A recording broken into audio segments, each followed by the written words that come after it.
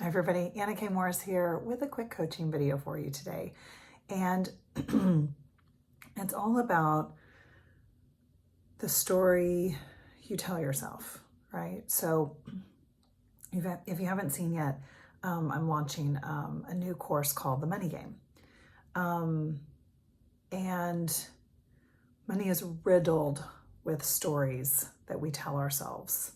And then we say, oh no, but Anna, that's the truth. That's the truth. That's the truth. There's only so much money in certain industries. You make more money and blah, blah, blah, blah, blah, blah, blah.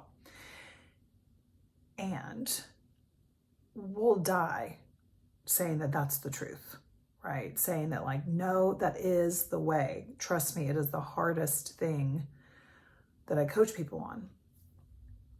And same thing goes for like, you have a story about your job and about parenting and about your marriage or your lack of marriage or men or women or your parents or your siblings or whatever. Like we are just running around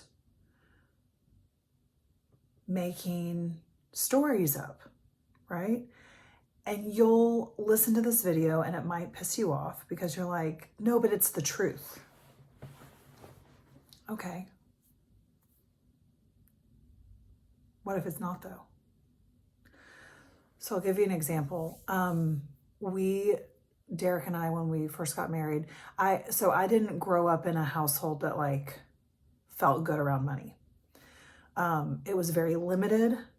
There was plenty and yet not enough ever. And there was a lot of guilt and shame around like having so much more than other people and then needing to share it, not like in an empowering context, but out of like guilt. And it was really weird. And I can see where it's like shaped my own relationship to money, right? And then when I've made a lot of money, I made it kind of being like selling out against my values. When I was in an industry, when I was in pharmaceutical sales, while it's a really good industry, like it wasn't a match for me. And it physically made me sick to the point where like I had to leave a couple of jobs because like I would break out in like full body hives, like to the point where I would need to be hospitalized. Like my body was telling, like God was telling me like, no, this is not for you.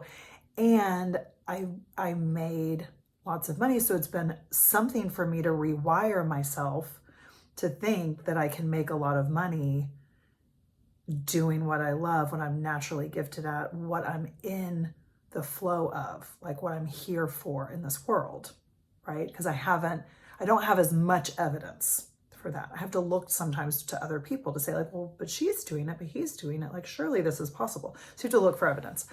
But it took me first recognizing that I had a story at all, right? So I have a story.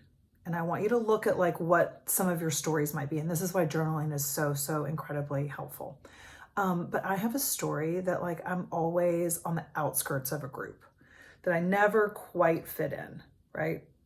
And I will not only show you the evidence, I mostly am running around creating it too. So this just happened where I thought maybe last year, a few months back, I can't remember exactly, that like this book club that I was in, I was like, oh, they don't like me. I can just tell. I just know it. That girl gave me a look. Like, I know I'm too much. I started coaching. I started making these videos. They've probably seen them. Now they know the real me. They don't like it. And I'm out. Like, I'm out. So I quit going to the book club. Fast forward to this week. And I've been asked to do like a book chain where you like send somebody your address and you send them something and then you get like 35 books or however many books, right? So I did that because I do really miss like reading just for pleasure, not just for coaching or self-help. And the people that showed up in the comments were like the women in my book club who are now participating in this book chain. And then they were like, we miss you so much. Why aren't you coming to book club? Could you come to the next book club? And I was like, oh, all it took was me reading, we missed you. And I was like, well, that story doesn't really hold water, does it? Because I just made it up because I have an internal tape saying, I don't fit in. And we have that around money all day long. There's only so much. It's hard to make. It takes a lot of time. You have to work for somebody. You have to have your own business, like whatever it is. We've got that going on in every part of our life, and we're not addressing it. So getting a financial planner like Derek and I have done didn't address the problem. It saved us some money. It made us some money. But ultimately, we have the same issues right now as we did 6 years ago when we hired a financial planner and had tons of money. It made no difference, actually. It was a different number in the bank account, but it didn't ever transform my story with money or Derek's story with money. So now we've done that.